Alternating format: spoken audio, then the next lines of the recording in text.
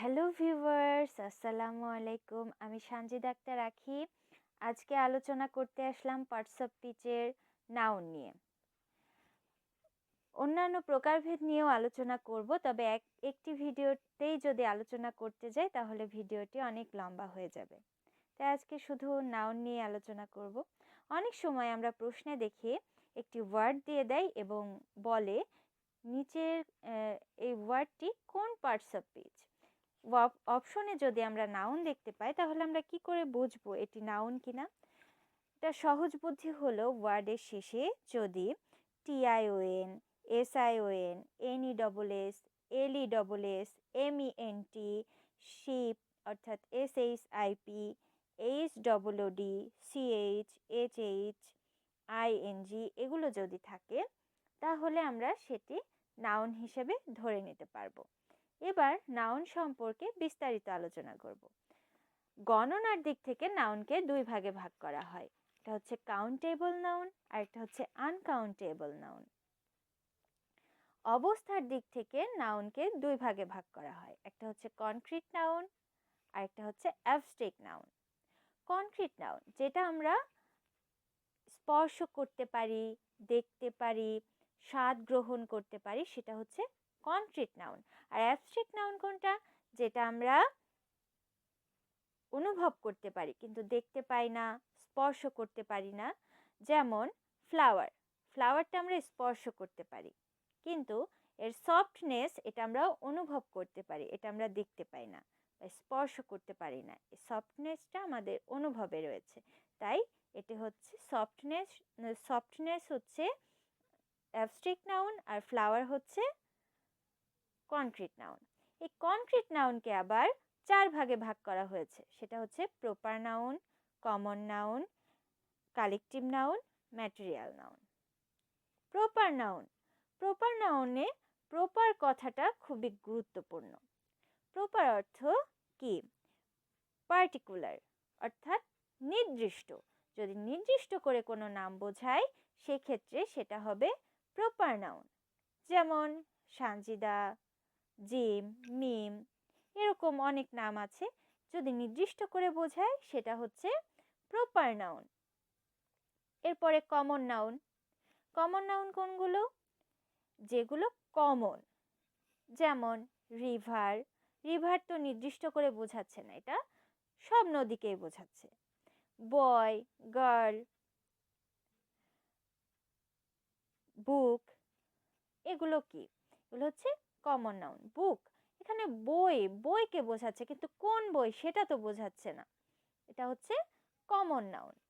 এবার আমরা যাব কালেকটিভ নাউন। কালেকটিভ নাউন হচ্ছে কমন নাউনের সমষ্টি। অনেকগুলো কমন নাউন অনেকগুলো কমন নাউন যোগ হয়ে হয়ে যায় হচ্ছে কালেকটিভ নাউন। যেমন লাইব্রেরি, লাইব্রেরি হচ্ছে কালেকটিভ নাউন। লাইব্রেরিতে কি থাকে? অনেকগুলো বই থাকে, সেই বইয়ের সমষ্টিতে তৈরি হয় হচ্ছে একটি লাইব্রেরি। বই হচ্ছে কমন নাউন, লাইব্রেরি হচ্ছে কালেকটিভ নাউন।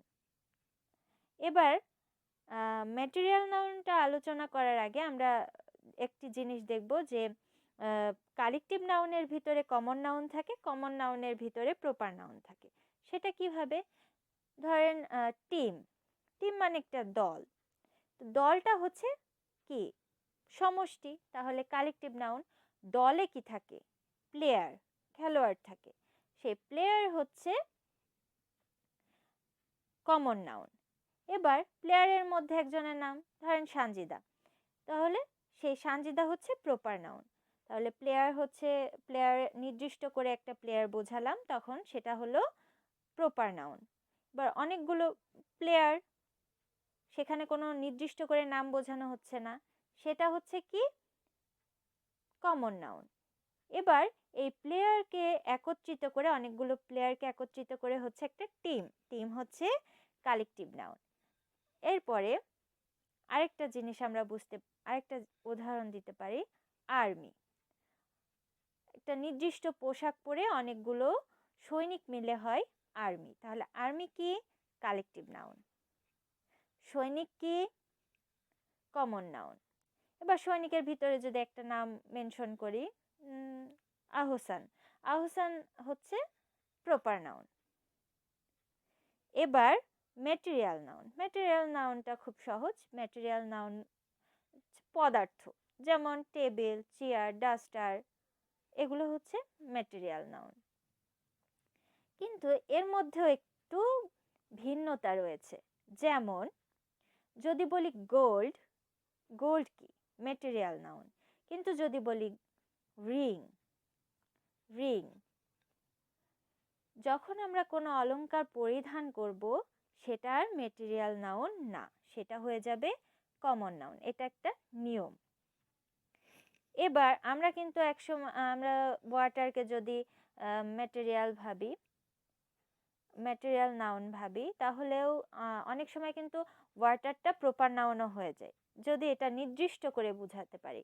যেমন যদি বলি আমার পদ্মা নদীর পানি খুব ভালো লাগে, বা গঙ্গার পানি খুব পবিত্র, তাহলে এখানে আমি নির্দিষ্ট করে বলছি গঙ্গার পানি। আমি পানিকে নির্দিষ্ট করে দিচ্ছি যে এটা কোন পানি, গঙ্গার পানি। তাহলে এটা হচ্ছে প্রপার নাউন, যেহেতু নির্দিষ্ট করে। যখন কোনো নাউনকে আমরা নির্দিষ্ট করে বোঝাবো সেটা হয়ে যাবে প্রপার নাউন। যখন কমন বোঝাবে, যেমন হচ্ছে রিভার, এখানে সমষ্টি তো বোঝাচ্ছে না, এখানে রিভার মানে কমন। আমি যে কোনো নদীর নামই এখানে বলতে পারি। রিভার, বুক, এখানে আমি নির্দিষ্ট করে কোনো বইয়ের নাম বলছি না। এটা হয়ে গেল কমন নাউন। এই কমন নাউনকে যখন আমরা যোগফল করব, যোগ করে যে যোগফল বের হবে সেটাই হচ্ছে কালেকটিভ নাউন। আমরা নিশ্চয়ই বুঝতে পেরেছি। এবার আমরা চলে যাব কাউন্টেবল আর আনকাউন্টেবল নাউনে।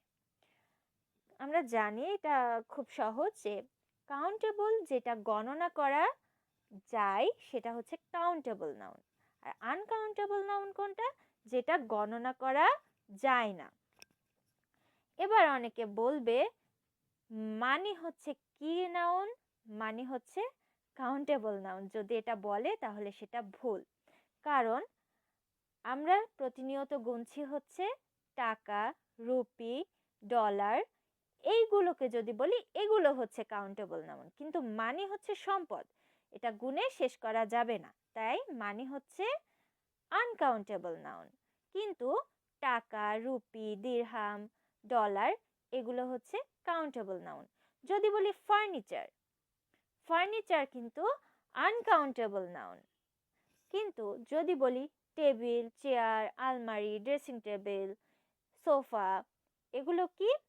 এগুলো হচ্ছে কাউন্টেবল নাউন। যদি আমরা বলি ফার্নিচার, সেটা অবশ্যই আনকাউন্টেবল নাউন। আজকে এই পর্যন্তই। আশা করি নাউনের যে কনফিউশনগুলো সেটা কিছুটা দূর করতে পেরেছি। যদি কোনো প্রশ্ন থাকে আপনারা কমেন্ট বক্সে করতে পারেন। ধন্যবাদ।